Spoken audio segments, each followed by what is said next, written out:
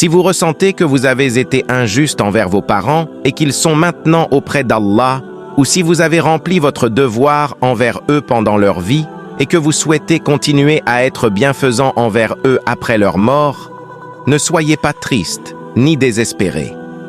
Car Allah, le Très-Haut, a rendu la bienfaisance envers les parents continuelle même après leur mort. Cela est l'une de ses miséricordes et de ses faveurs envers nous. Il existe 5 actions dont la récompense atteint les parents dans leur tombe et sont une cause pour qu'Allah leur pardonne et les élève en grade. La première action est de faire des invocations et de demander pardon pour eux. Il est recommandé d'invoquer pour eux tout ce qui est bon.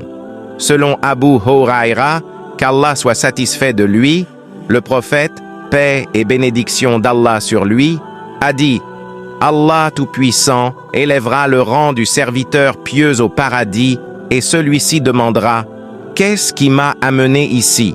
Allah lui répondra « C'est grâce aux invocations et au pardon de ton enfant pour toi. » Cela est donc la plus précieuse des invocations et est l'invocation des prophètes pour leurs parents.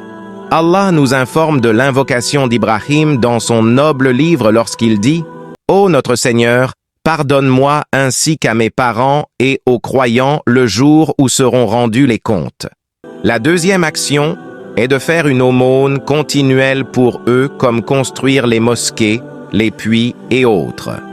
Donner une aumône en l'honneur de vos parents après leur mort leur sera bénéfique, et la récompense de cette aumône leur parviendra selon l'unanimité des savants.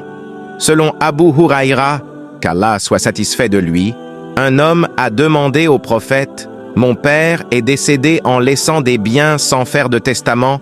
Est-ce qu'il sera récompensé si je donne une aumône en son nom ?» Le prophète lui répondit « Oui ». La troisième action dont la récompense atteint les parents après leur mort est le jeûne en leur nom. Le jeûne en l'honneur de vos parents leur sera bénéfique et sa récompense leur parviendra comme l'a rapporté Ibn Abbas, qu'Allah soit satisfait de lui. Un homme est venu voir le prophète et lui a dit « Ô messager d'Allah, ma mère est décédée en ayant des jours de jeûne à rattraper, est-ce que je peux les jeûner pour elle ?» Le prophète a répondu « Oui, car la dette envers Allah mérite plus d'être payée en priorité. » La quatrième action est d'accomplir le pèlerinage et la Omra en leur nom. Al-Bukhari rapporte qu'Ibn Abbas, qu'Allah soit satisfait de lui, a dit « Une femme est venue voir le prophète pendant le Hajj d'adieu et lui a demandé « Ô messager d'Allah, le pèlerinage est obligatoire aux serviteurs ayant les moyens. Or mon père est âgé et ne peut pas monter sur une monture. Est-ce que je peux accomplir le Hajj pour lui ?» Le prophète répondit « Oui ». La cinquième action est d'exécuter leur testament, de maintenir les liens de parenté et d'honorer leurs amis.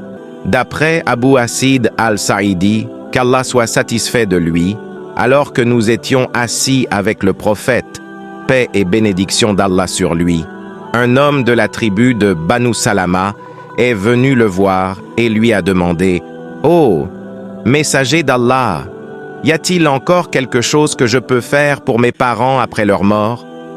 Le prophète a répondu « Oui, invoque pour eux, demande pardon pour eux, exécute leur testament, maintient les liens de parenté qui ne peuvent être maintenus qu'à travers eux et honore leurs amis.